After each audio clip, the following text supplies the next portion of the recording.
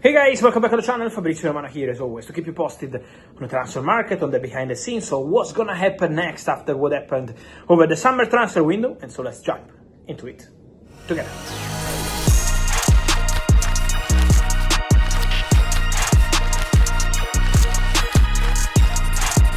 Always movements, guys, always time to be together here on the channel, always time to discuss transfers, players, movements, contracts, and much more. So remember to stay here, to subscribe, because yes, the summer transfer window is over, but we are here every single day, almost 5 years now, and so always together. And let me start today, guys, by mentioning Real Madrid. I wanted to start with Real Madrid because they're very happy with their summer transfer window, with the start of Xabi Alonso in La Liga, 3 games, 3 wins.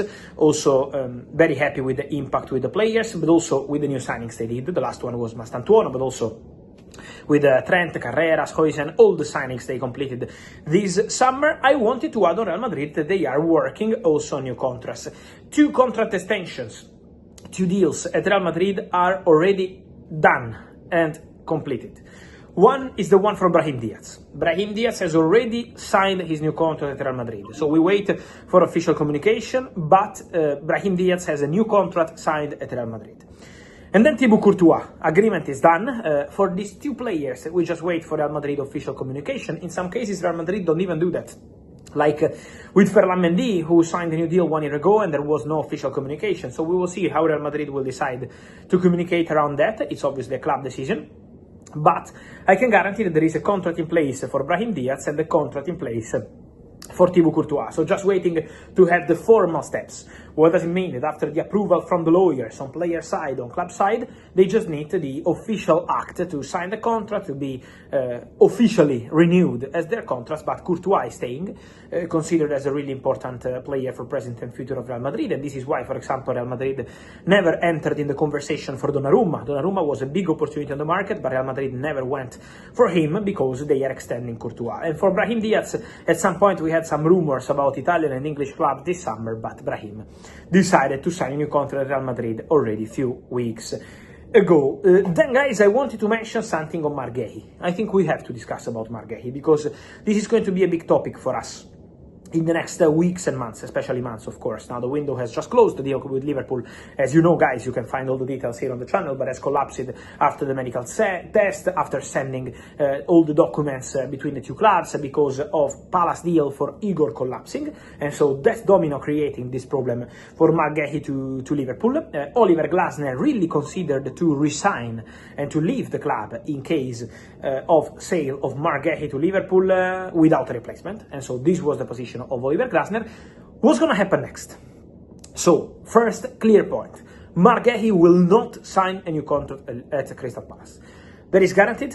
Marc Guéhi already informed Palace about that at the beginning of the window. He always wanted to be respectful. He's always been a top professional. He scored a goal against Aston Villa in a fantastic performance the day before joining Liverpool, basically. So imagine how serious and professional can be the player. But at the same time, he's not going to sign a new contract. It's already decided long time ago. Palace are aware about that.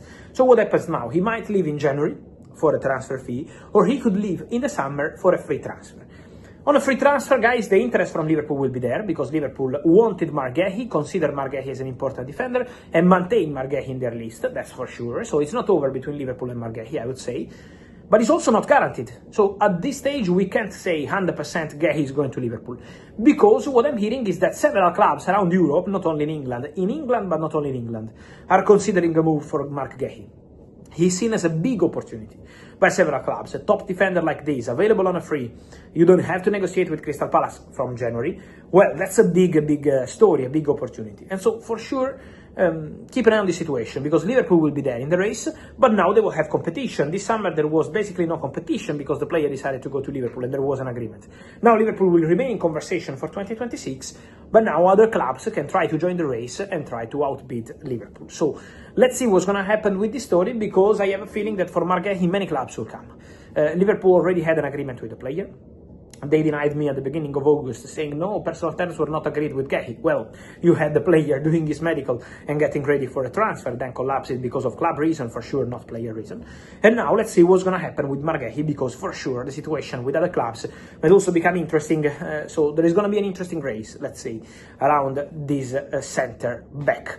Then we had many stories, guys, regarding Angelo Stiller. And I think also Angelo Stiller is going to be a topic for 2026, because now the player this summer was never close to a move. There were reports about Real Madrid in agreement with the player. Not true.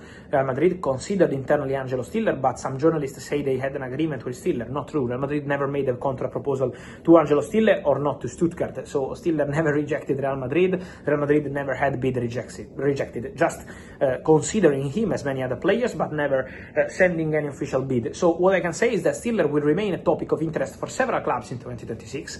We had reports about Manchester United mission to sign him in the final days of the transfer window. Completely fake. No mission, no negotiations, no discussions, no talks with the player, no talks with Stuttgart.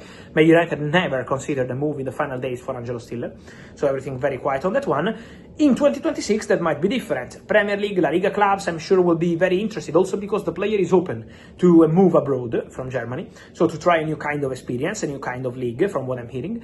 And so Angelo Stiller, I think, is going to be another name we are going to mention quite a lot here on the channel, because some clubs are already going to plan for some missions to follow him, to scout him, to see how he will develop again and again and again this season at Stuttgart, already doing very well last season. So he's not a player you need to scout, but maybe you want to check the level. How high is the level in the next couple of months? So for sure, Angelo Stiller is going to be an interesting point of discussion for the upcoming months. And then, guys, I wanted to finish where I started. I started from Spain with Real Madrid. I want to finish in Spain, in Catalonia, with Barcelona, because Barca, let's clarify something on the Marcus Rashford operation from Manchester United. How is the buy option clause for Marcus Rashford? For sure, this was one of the big moves of the summer transfer window. Quite surprising, because it happened very fast. Not a surprise that Barca wanted Rashford, because Rashford was already a top target for Barca.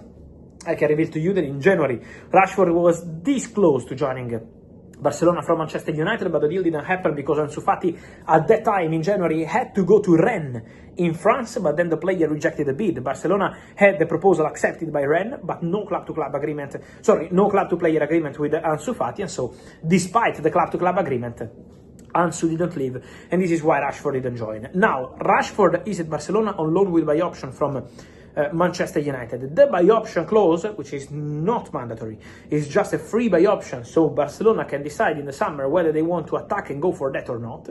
The buy option is worth 30 million euros. This is the value of the buy option clause for Marcus Rashford. Remember that this is the agreement. There is also an agreement on the coverage of the salary. There are also some bonuses based on performances, so it's a complicated structure, but the buy option clause is not mandatory and is worth 30 million euros. So Barcelona will now assess Marcus Rashford, of course, we will see in the next months, and then they will make a decision at the end of the season for Marcus Rashford. And so, guys, let me know your thoughts on all these stories. Marc Guéhi, Liverpool or another club? Angelo Stiller, who should sign this midfielder from Stuttgart? Brahim Diaz, Thibaut Courtois, Marcus Rashford, and much more. Here in the comments, remember to like this video, turn on the notification bell. See you soon with Fabrizio. Ciao!